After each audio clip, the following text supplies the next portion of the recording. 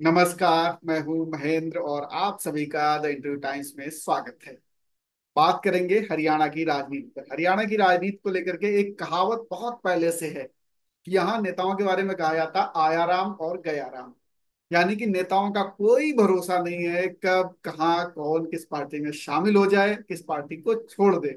आज मैं ये बात इसलिए कह रहा हूं क्योंकि आज भी हरियाणा ने इस कहावत को चरितार्थ किया है। हरियाणा के एक बड़े नेता हैं अशोक तंवर, पढ़े लिखे नेता हैं, जेएनयू से पढ़े हुए हैं। वो दोपहर तक, दोपहर के बाद तक जो है हरियाणा के मुख्यमंत्री के साथ रैलियां कर रहे थे। आप ये जो तस्वीर देख रहे हैं मेरे बाईं तरफ, वो आपको अशोक तंवर और हरियाणा के मुख्यमंत्री सैनी दिख रहे होंगे। और जो दाहिनी तरफ आप तस्वीर देख रहे हैं वहां पर राहुल गांधी के साथ में अशोक तंवर दिख रहे हैं। ये तस्वीर अपने आप में कहती है कि यहाँ पर हरियाणा की पॉलिटिक्स में कुछ बदला नहीं है। जी हाँ, कभी भी कोई भी नेता कहीं भी जा सकता है। अशोक तंवर पहले वैसे तो कांग्रेसी थे, लेकिन बाद में वो बीजेपी में चले गए और आज दोपहर तक बीजेपी की बात कर रहे थे, बीजेपी के कैंडिडेट्स को जिताने की बात कर रहे थे, बीजेपी की रैलियों में जा रहे थे, मुख्यमंत्री के साथ थे वो। बावजूद इसके दोपहर के बाद शाम को चुनाव प्रचार खत्म होने से पहले पहले राहुल गांधी के पास आ गए और कांग्रेस में शामिल हो गए। जी हाँ, तो अशोक तंवर बड़ा चेहरा, क्या इसके मायने होंगे अशोक तंवर के कांग्रेस में आ जाने से और बीजेपी को छोड़ने से, वो हम समझेंगे। इसके अलावा ये समझेंगे कि बीजेपी की सरकार बनेगी या कांग्रेस की या त्रिशंक होगी या गठबंधन की सरकार बनेगी, कैसी सरकार होगी यहाँ पर। चुनाव 5 तारीख को है, वोट 5 तारीख को डाले जाएंगे और उसके बाद एग्जिट पोल आने शुरू हो जाएंगे, रुझान पता चलने शुरू हो जाएंगे शाम को ही।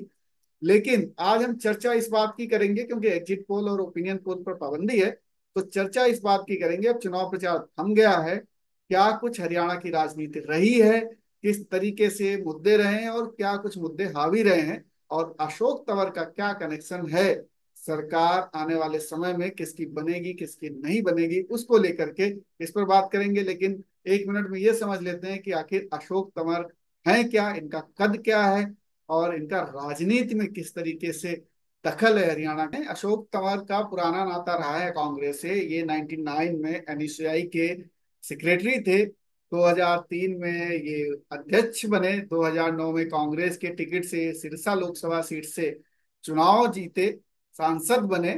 पढ़े लिखे आदमी हैं, जेएनयू के पढ़े लिखे हैं, प्रोडक्ट हैं। 2014 से लेकर के 2019 तक हरियाणा में कांग्रेस ने इनको बड़ी जिम्मेदारी दी, ये अध्यक्ष रहे कांग्रेस के वहां पर। और 2019 में इन्होंने कांग्रेस छोड़ दी और ये चले गए टीएमसी में, तृणमूल कांग्रेस यानी ममता बनर्जी की पार्टी में चले गए। और उसके बाद फिर वहां से वो चले गए बीजेपी में, बीजेपी में रहे। बीजेपी ने भी इनको अच्छी जिम्मेदारियां दी, वहां रहे। 2024 में इनको चुनाव लड़ाया गया सिरसा से, लेकिन ये सिरसा से चुनाव हार गए कांग्रेस की कुमारी सैलजा से। जी हाँ, सैलजा भी दलित नेता हैं और अशोक तंवर भी दलित नेता हैं। तो दलित पॉलिटिक्स जो मैं कह रहा था कि आखिर हरियाणा में अशोक तंवर से संबंध क्या है इस बार के चुनाव में। इस बार के चुनाव में दरअसल दलित वोट मायने रख रहा है, दलित कार्ड खूब चला जा रहा है। बीजेपी कांग्रेस को दलित विरोधी साबित करने में लगी हुई है और कांग्रेस कह रही है कि बीजेपी दलित विरोधी है, बीजेपी ओबीसी विरोधी है, बीजेपी ने भी कुछ काम नहीं किया। तो ये जो मामला है पूरा दलितों का मामला इस बार बहुत मेन स्ट्रीम में है वहां पर। और आपने सुना होगा, देखा भी होगा कि कुमारी सैलजा काफी नाराज चल रही थी। वो भी चाह रहे थे कि चुनाव लड़ें, सिरसा से हालांकि सांसद हैं, लेकिन वो चाह रही थी विधानसभा का चुनाव लड़ें। इसकी वजह ये थी कि कांग्रेस बड़े कॉन्फिडेंस में है, उसको लग रहा है कि वो चुनाव जीत के सरकार बनाएंगे, और सरकार बनाएंगे तो कौन सरकार रहेगा, क्या हुड्डा फैमिली से कोई सरकार में आएगा, मुख्यमंत्री बनेगा, या उसकी कमान जो है कोई दलित मुख्यमंत्री बनेगा। अब चूंकि राहुल गांधी ओबीसी दलित इस पे बड़ा फोकस किए हुए हैं, तो तमाम दलित नेताओं को ये लग रहा है कि हरियाणा में अगर कांग्रेस की सरकार बनी तो किसी दलित को मौका मिलेगा। और उनमें से तुम्हारी शैलजा, चूंकि वो 10 जनपद के बहुत करीबी हैं, सोनिया गांधी की बहुत करीबी हैं, राहुल गांधी की भी करीबी हैं, उनको ये लगता है कि अगर विधानसभा चुनाव हम लड़ेंगे तो हमारा नंबर मुख्यमंत्री के तौर पर उस दौड़ में रहेगा। लेकिन चुनाव टिकट नहीं दी गई उनको। इसको भी बीजेपी ने मुद्दा बनाया कि देखिए कांग्रेस दलित विरोधी है, तमाम तरीके के सोशल मीडिया में कैंपेन चलाया गया है कि भूपिंदर सिंह हुड्डा दलित विरोधी रहे हैं, इनको दलितों का कैसे दलित इनको वोट दे सकते हैं, ये कांग्रेस पार्टी दलित विरोधी रही है। तो ये पूरी कैंपेन चल रही थी। इस कैंपेन का मुंहतोड़ जवाब अशोक तंवर हो सकते हैं, क्योंकि अब इसकी जो कैंपेन है वो बिल्कुल एक तरीके से दम तोड़ गई, क्योंकि अशोक तंवर भी दलित नेता हैं, बड़े दलित नेता हैं, कांग्रेस के आप समझिए कि अध्यक्ष रह चुके हैं वहां पर। और कांग्रेस उनको लाने में अपने पाले में कामयाब रही। अब इससे कांग्रेस ने भी दो काम कर लिए, तुम्हारी शैलजा की जो जो नाराजगी थी उसको भी काफी हद तक काउंटर कर लिया, अशोक तंवर आ गए। अब दलितों में भी एक मैसेज जाएगा कि देखिए साहब, अशोक तंवर भी बीजेपी का साथ छोड़ के आ गए, यानी कि कांग्रेस की सरकार बनने वाली है, इसलिए वो भाग के यहाँ पर आ गए मौसम विज्ञानी के तौर पर। लेकिन किसकी सरकार बनेगी किसकी नहीं बनेगी, इसको जरा गंभीरता से समझने की जरूरत है। ये तो कैंपेन की बातें हैं कि कौन कहाँ जा रहा कौन नहीं जा रहा, और ये निश्चित तौर पर एक दलित मुद्दा तो बड़ा मुद्दा है ही हरियाणा में, इसमें कहीं कोई दो राय नहीं। और ये मुद्दा इसलिए बन गया बड़ा, क्योंकि जब रिजर्वेशन के लिए सुप्रीम कोर्ट ने कहा कि कैटेगरी के अंदर कैटेगरी बना दीजिए, सब कैटेगरी बना दीजिए, यहां से विवाद शुरू हो गया। बीजेपी ने वो अलाउ कर दिया हरियाणा में, और कांग्रेस इस मामले पे बिल्कुल बहुत ज्यादा क्लैरिटी के साथ नहीं बोल रही है। हालांकि ये देखा जा सकता है उसके पक्ष में कि वो ये कह रही है कि सब कैटेगरीज की जरूरत नहीं है, सब कैटेगरीज के पक्ष में नहीं है कांग्रेस एक तरीके से। अब ये सारा मुद्दा जो है बहुजन समाज पार्टी भी उठा रही, मायावती, चंद्रशेखर आजाद भी उठा रहे हैं कि सब कैटेगरीज नहीं होनी चाहिए, लेकिन बीजेपी कह रही है ठीक है, जहां जहां इसके स्टेट्स हैं वो अलाउ कर रहे हैं कि सब कैटेगरीज होना चाहिए। अब रिजर्वेशन के अंदर रिजर्वेशन देने के लिए सब कैटेगरीज बनाने का हरियाणा में, चूंकि दलितों में भी जो महादलित हैं जो सब कैटेगरीज बनानी है वो बड़ी तादाद में है, दलित वोटर्स बड़ी तादाद में हैं। अब उनको लेकर के सियासत है यहाँ पर कि आखिर दलितों के मुद्दे पे कांग्रेस का स्टैंड क्या है। अब कांग्रेस इस स्टैंड को क्लियर नहीं कर पा रही, अब उसको ये लग रहा है कि एक तरफ की दलित वोट बैंक को बचाया जाए या महादलित वोट बैंक को बचाया जाए। और बीजेपी इसको लेकर के हमलावर है। बीजेपी कह रही है कि भूपेंद्र सिंह हुड्डा का शासनकाल देख लीजिए, लगातार वो दलितों के खिलाफ काम कर रहे थे। महापंचायतें जो पंचायतें होती थी, जाति आधार पर जो पंचायतें होती हैं हरियाणा वगैरह में, वेस्टर्न यूपी में, उनको लेकर के इनका रुख बड़ा अजीब सा था भूपेंद्र सिंह हुड्डा का, कि वो कहते थे ये एनजीओ है, ये हमारे कल्चर का पार्ट है।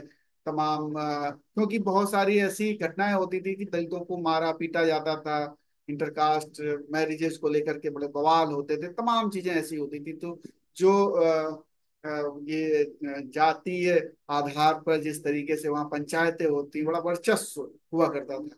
बीजेपी के समय में वो वर्चस्व टूटा, वो जो आप पंचायतें थी उनका वर्चस्व टूटा।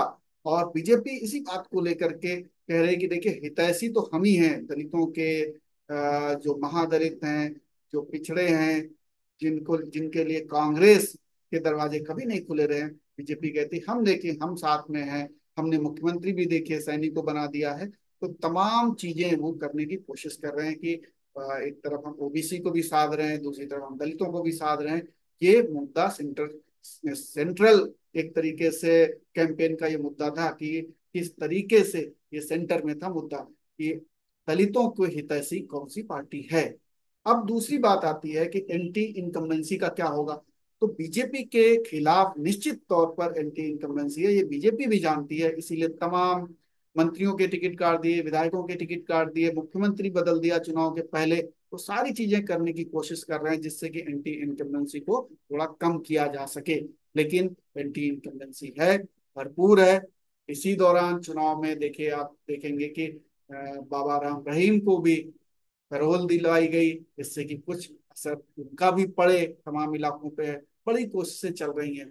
तो हरियाणा की राजनीति में बहुत सारे फैक्टर्स हैं, बहुत सारे अलायंस बन गए इस बार। जैसे कि जेजेपी, जो वहाँ दुष्यंत चौटाला जिसको लीड कर रहे हैं, ये और चंद्रशेखर आजाद, इन्होंने एक अपनी पार्टी अलायंस बनाया वहां पर। इसके अलावा बीएसपी भी चुनाव लड़ रही, मायावती की पार्टी, उन्होंने चौटाला की दूसरी पार्टी नेशनल लोक दल, जो इंडियन नेशनल लोक दल है, उसके साथ वो अभय सिंह चौटाला जिसको लीड कर रहे हैं, उसके साथ बहुजन समाज पार्टी ने अलायंस बनाया है। निश्चित तौर पर अभय सिंह चौटाला और दुष्यंत चौटाला डंट करेंगे, इसमें कहीं कोई दो राय नहीं है। बीजेपी को भी डंट करेंगे, कांग्रेस को भी डंट करेंगे। तो ये एक फैक्टर है वहां पर, लोकल फैक्टर है। दूसरा, कांग्रेस जितनी सोच रही है कि हम बिल्कुल क्लीन स्वीप कर देंगे, ऐसा कुछ दिख नहीं रहा, क्योंकि अंदरूनी तौर पे उनके यहाँ बहुत ज्यादा सिर फुटअव्वल है। हालांकि बीजेपी में भी बहुत ज्यादा सिर फुटअव्वल है, बीजेपी में भी मुख्यमंत्री पद के बहुत सारे कैंडिडेट हैं, तो ये चुनाव पूरा उलझ गया है। उधर आम आदमी पार्टी भी एक अलायंस बना करके चुनाव लड़ रही है, यानी केजरीवाल भी वहां ताकत लगा रहे हैं, केजरीवाल ताकत लगा रहे हैं, दुष्यंत चौटाला ताकत लगा रहे हैं, अभय सिंह चौटाला ताकत लगा रहे हैं, हुड्डा परिवार लगा हुआ है।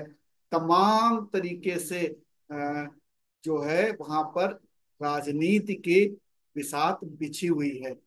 और निर्दलीय भी बड़े पावरफुल होते हैं हरियाणा में, कई निर्दलीय जीतते हैं और कई जीतेंगे भी, क्योंकि जो जिनको टिकट नहीं मिली है, चाहे वो कांग्रेस हो चाहे वो बीजेपी हो, वो लड़ रहे हैं। तमाम लोगों को अपनी पार्टी से निकालना पड़ा है, कांग्रेस को भी निकालना पड़ा है, बीजेपी भी यही काम कर रही है। तो निर्दलीय भी जीत के आएंगे। बीजेपी का जो स्कोर है वो डाउन होगा निश्चित तौर पर, कांग्रेस का जो स्कोर है वो अप होगा, लेकिन इतना भी अप नहीं होगा कि वो अपने बल पे सरकार बना सके। न बीजेपी अपने बल पे सरकार बनाने की स्थिति में है, न कांग्रेस अपने बल पे सरकार बनाने की स्थिति में है।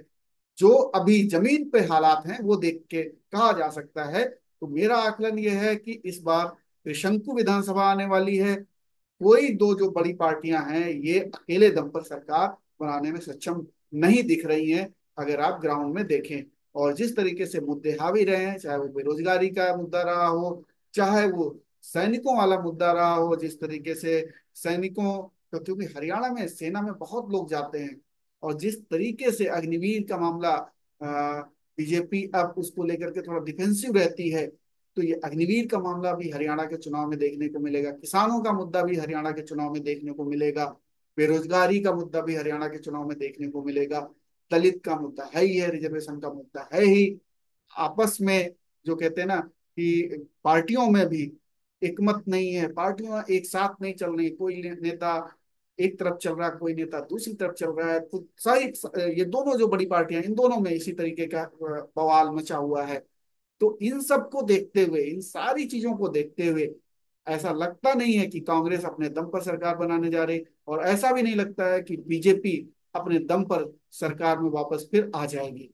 फंस गया है ये चुनाव, पूरी तरीके से फंसा हुआ ये चुनाव है। और इस बार जो निर्दलीय हैं या जो छोटी छोटी पार्टियां हैं, इनके बिना सरकार बनती दिख नहीं रही है फिलहाल। तो मेरा आकलन तो यही है कि किसी की भी सरकार अपने दम पर हरियाणा में नहीं बन रही है। आप क्या सोचते हैं, हमें कमेंट करके बताइए, क्योंकि 5 तारीख को मतदान होगा और उसके बाद रुझान आएंगे, और उसके बाद तो अब फिर 3 दिन बाद वोटों की गिनती होगी, और सभी को रिजल्ट पता ही चल जाएंगे। लेकिन अभी चुनाव से पहले आपका क्या आकलन है, आप कमेंट करके हमें बता सकते हैं। फिलहाल इतना ही। नमस्कार।